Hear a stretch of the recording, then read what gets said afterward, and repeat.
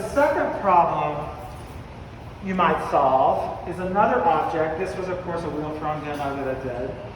And this is bisqueware, so you'll see it behave more like what you can expect when you're glazing. And this problem is I want a base coat of one glaze on the inside, and I want a different glaze on the outside, and I don't want them to touch. The thing about glaze is you can't have something touch without active chemistry that becomes something else. So a lot of the strategies that people painting with glazing have to do is how do I flood a section without having things touch? Like how do I not have the streakiness but have them, kind of saturated and not touching? So this one, if you have a hollow form and we have access to the hollow form for glaze, you want to do the inside first. And there's just a practical reason for that, which is the excess, when I pour the excess out, it could spill on the outside. And I want to be able to clean it before doing the outside, okay? Also, remember that what I'm doing with this is I'm flooding this temporarily. The water from the glaze that suspends the glaze goes into the form, into the wall, leaving a coating that becomes the glaze when it's fired. If I need time between the inside and the outside glazing so that the water can dissipate so there's more room in the wall for the next amount of water. So this, like other aspects of ceramic you're building, require you to wait between layers for drying. We have the hot box. And the hot box is a great tool for smaller objects to force air and make the layer dry so that you can come back in and do your next thing, okay? You don't have to depend on the air, the natural process. All right, so I am going to cover the clear for now. I am going to, I did come in, where are the other here?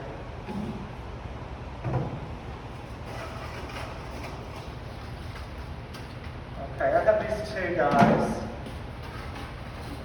Now, I know I've said this before, but if any material you use in ceramics is this color, a main ingredient is iron. And iron does not come out of your clothing. Okay, it is the most staining, I believe. Somebody else might have another opinion, but I think iron might it's just like it won't. It just won't. So this is not, unless you're Jean-Michel Basquiat in the Comme des Garçons linen suit, you could do that. I mean, some artists like to glam it up to get messed up. But other than that, you really need to protect yourself from this material. So I'm going to, now what's required is a measuring cup. This is going to be required. We have all those amenities there for you. Okay. Let's see if I can organize myself. It's not going to really work, is it? Oh. Okay, so I'm going to load up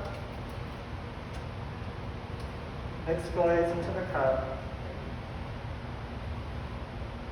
I usually have my sponge here just to keep it from dripping everywhere. I'm one of those people that clean as I cook. I mean, it's horrible. It's a curse. It's a curse. Okay, so now I want to fill this, I'd say maybe at least half, maybe a third, could be.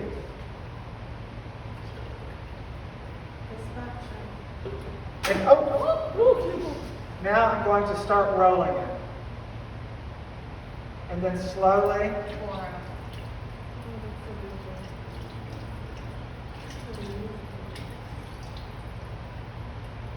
And I really want to get the drips. I mean, again, the goal here is even saturation. That may not always be your goal, but that's what I'm demoing. Okay, you can see the thirstiness. It's already a stable coating. The water is in the wall. Okay? Now, you can also see, because of the symmetry of this object, it allowed for a clean edge pour. Sometimes you have an uneven rim. It's a little bit harder to have an exit in a clean one, just so you know. So what I would do next is I would clean. I would, in anticipation of where the outside is going to come, I want to make an edge for this color being underneath.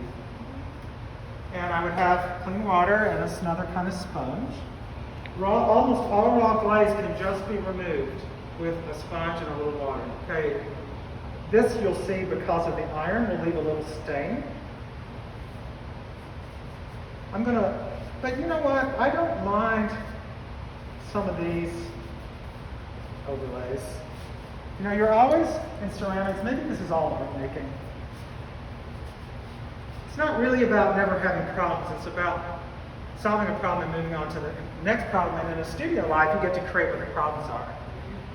So I'm going to leave this mostly on the top part of this rim, and I'm taking the rest and making a kind of stain with the glaze that may or may not come through in a significant way underneath the next coating.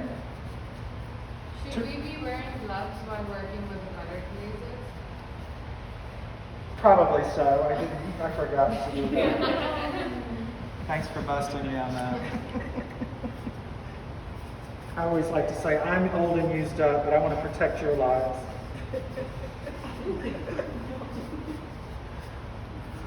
But yeah, probably so. I mean, I'm not really doing a manicure in it, but I would definitely, when I move to coloring, probably, and I will after this piece. All right, so now drying time, right? If I wanted a really nice thick coating from a dip on the outside, I definitely want some time in between. Or, let's say the next glaze is on the thicker side, and in lieu of thinning that, I might actually try and coat it with water in here, and it won't absorb as much of this thicker glaze. So that would be another thing. This is a little on the thick side, actually. You mean you would wet it first and then? It's already wet because water is filling the wall from the inside right now. Okay. To wet it is to make a complication, Okay. actually. Yeah. It'd be hard to control the saturation of where it sticks, and there's no right anything. That's the problem. It's all just consequences. Yeah. Okay, so now I'm going to do this. I'm going all the way down.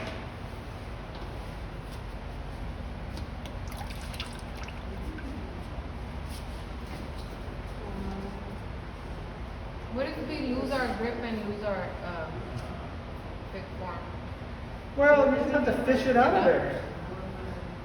Just have to fish it out. Okay, so this is going to take a lot longer because of the moisture that's still in the wall. So it's just really a lot of water right now, but it's going to be okay. I can, right away, while this material is wet, it might be easier to remove where I know it needs to be ultimately on the bottom, where it touches. Sometimes I use this bigger sponge. And I can really, just by twisting it into a bigger sponge, remove it and it's wet really easily. Okay. The thicker, more flowing glazes need to be cleaned up the side in anticipation of the pulling. So if you're doing multiple layers of different glazes with chemistries you're not sure about, you certainly would want to be really conservative about how far down those raw layers go. Now, you can see, I can hold it up here at least.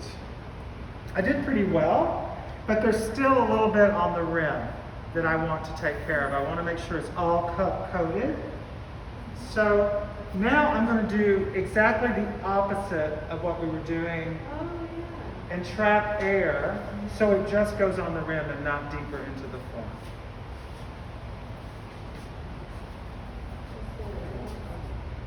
I'm just doing a rim dip, we call it.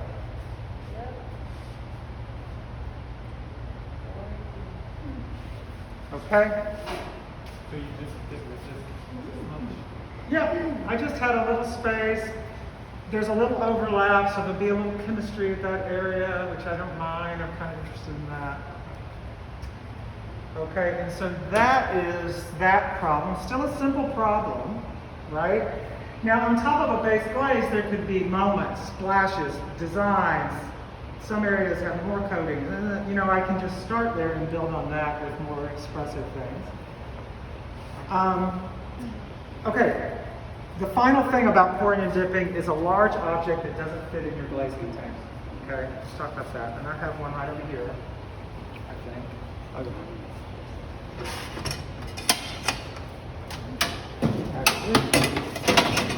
I didn't.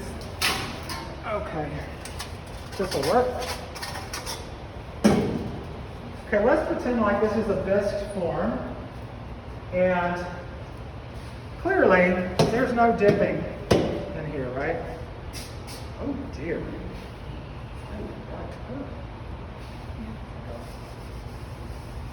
I don't always complete my setup. Sorry. Oh boy. This was last used when Mr. Pratt was here. Running things. All right, so I'm just going to use the clear because it's just easy. Is there, could someone get me a clean measuring cup from over there? Someone not filming, Vicky, would you? Perfect. Okay, clean is relative. All right. So here we go. Let me just, I'm not going to, maybe I'll show this one more time. It's sitting a little bit. I know it's the right consistency. Here. Okay. So, with a form like this, one way is to be able to pour the inside and then turn it and have it slowly exit back into the bucket and then pour the outside. I thought that was going to happen. We used to have smaller ones. No smaller, anything? There's a really tiny one. Yeah. Okay, let's try that. Thank you.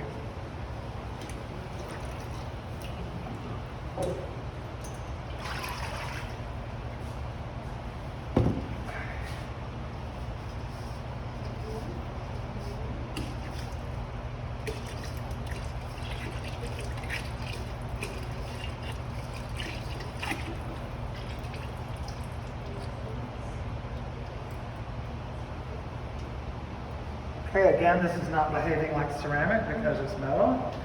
And then the second step was drying time, so I could touch it. And then I would, like a pizza, I would turn it and pour from the rim to get it saturated. And of course that could be another color, it could be the same color. So these are just very old techniques that people that are mixing bigger batches, like usually production, like potters, might use, right? Let's talk though now about brush, painting with a brush, because a lot of you will be doing that. Let me just get some glaze. Yeah, I'll just use these this one. So the brushes, again, the idea here is that you know you only have a certain amount of time when you're brushing that the load you're transferring will stay on the surface to be manipulated before it becomes a graphic dry mark. So I think one way of working with painting is, A, the brushes should be as absorbent and soft as you can so that they flood, more easily flood the first surface. The second thing is, as I'm applying it, I'm kind of thinking of this mark, this dry mark that I'm ultimately making as being an active part of the surface, like a mindful part.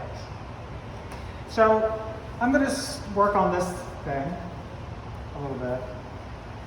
So you can see all my underpainting here, and I'm working with this emerald glaze here, so I know that there'll be some translucency here. So I might just want to focus here. Now the moment I see this drying, I know when I come back in there's going to be an overlap, and that will show in a darker way.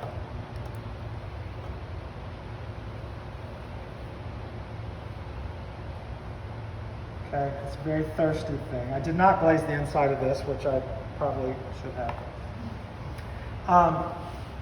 So now you can see when there's no surface moisture, even though there's still water in the wall, I can come back in with something else on top. This is that Timaku Gold.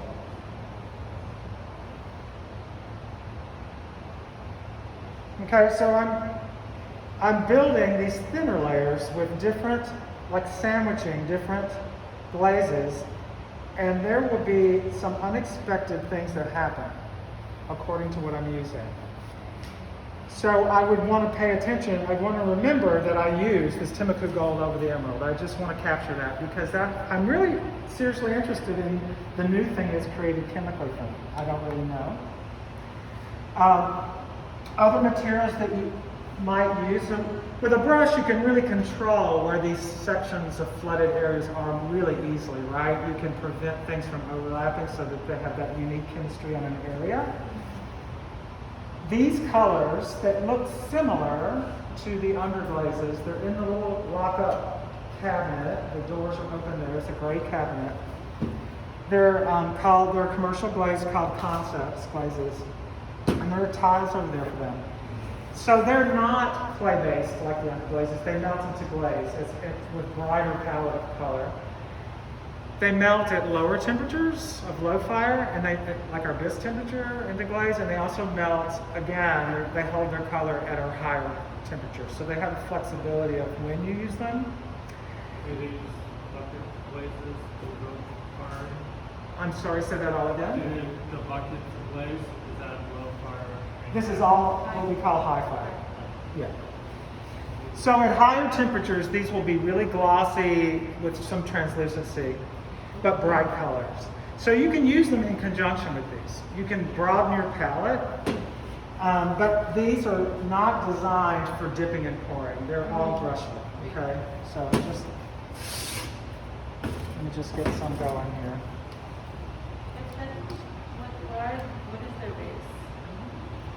What is their base? Yeah. It's a glaze base. It's a silica based, and they are compatible because they make all the colors the same base chemistry, so they don't have any unhappy layering. You know, they're very happy overlays together. So now what I'm doing is taking something that looks like the raw color, basically, like underglazes. They resemble, the glaze, when it's fired, resembles its raw color. And now over that translucent, that copper-based emerald green with translucency, I'm putting this sort of other blue glaze on top. And I've got a little residue from that other glaze in there. I didn't really clean my brush. That's good. So I'm just going to, I guess, continue to work. So I might build these glaze layers with the interest of them being something else when they fuse together, drying time in between. And then you remember underglazes, right? You just got through using them. What if underglazes went on top of glaze? Oh my gosh, did I blow your heads off? What if? So what you need to do in this really complicated material layering is remember some basic qualities of the materials. These tend towards stability like clay does when it's fired. They tend to stay together and not flow and not move. If I'm putting them on top, I might be putting the stable material on top of something highly unstable. So its flowing will affect the underglaze, right? It'll move it. It'll go with the flow of the glaze underneath. Also, depending on the glaze it's on top of, it won't have that tight graphic edge that it does when I laid it down on the bisque ware. It might have a softer edge. If I have a really thick application of underglaze over thin glaze, the underglaze will be drier like the clay it is. If I put a thin coating of underglaze over a thick glaze, it'll get fully absorbed into the texture of the glass and you won't be able to tell the difference. So again, just something else to work with in your layering that can make great kind of changes. Now another thing that we have, they make them commercially, but we have these for you that are handmade, are underglaze crayons. And underglaze crayons are formulated so that on the dry, hard surface of bisqueware, they will leave a mark that will stay and be a part of the surface. So you can do this kind of chalky drawing on top of your painting, and it acts like underglaze. It'll be stable like that. Wait, what is that? The stick? Underglaze crayon. It's underglaze. I see deadness in your eyes. Oh, I wasn't saying anything. Oh, I just. There's always a deadness in my eye. No, but I'm just trying to answer. Yeah, I Make was sure. just curious, like, is it like clay, or is it just underglaze? It's got a little bit of flux, and it's got a few additives to it, but it is dried out underglaze that you can see. Okay. So we should put that before or after the glaze? You need a hard, dry surface. Now look at this. This is not dry enough, but if this became all powdery like it's going to be before it's fired, I could edit through with my underglaze, leaving residue of the underglaze, and I have an inlaid black line in what will become the glassiness. This is not the same piece that you made and. It's a similar piece, it's not the same. Which color will it be when it burns? Say that again? When it fires, which color? This is black. Ah, that's right. They're different colors. The black is the most reliable. There's a pink, there's a yellow, I think there might be a green in there. Okay.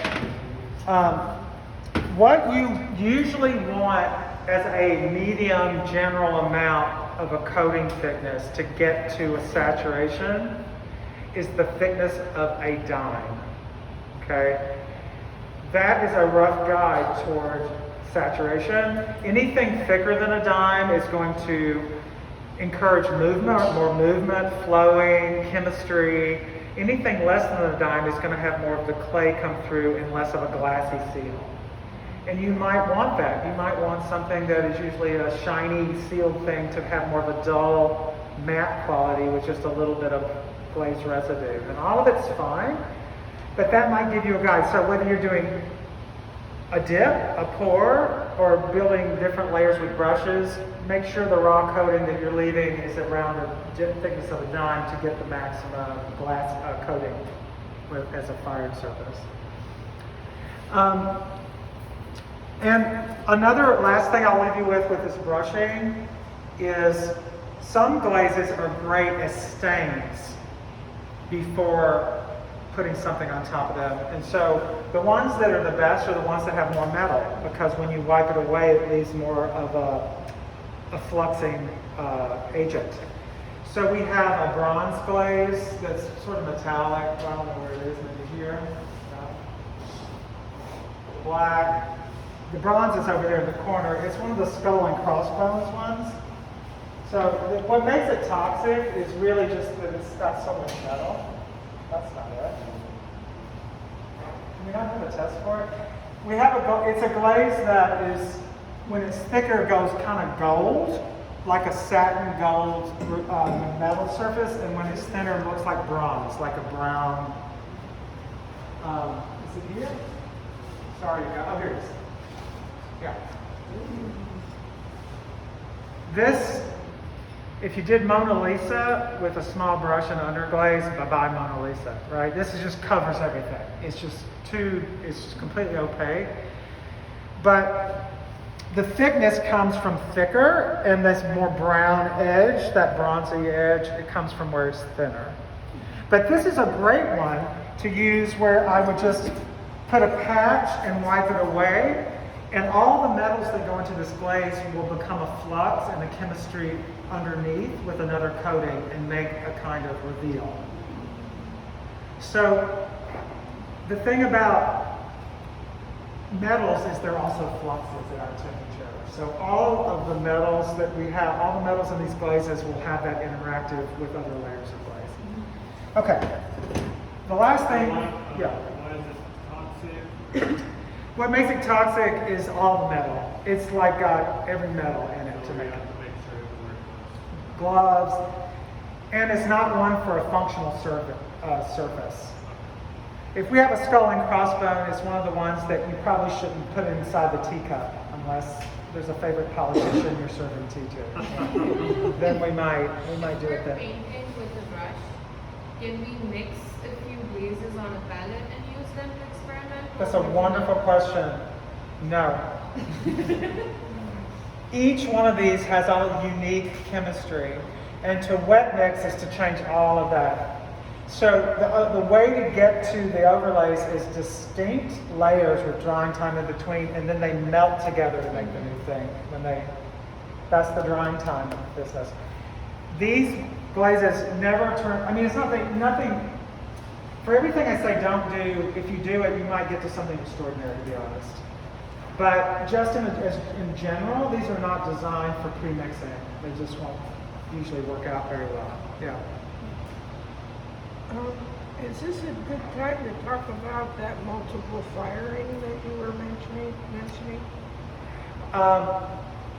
Can I show you the spray booth and then we can talk? I'll take questions Yes.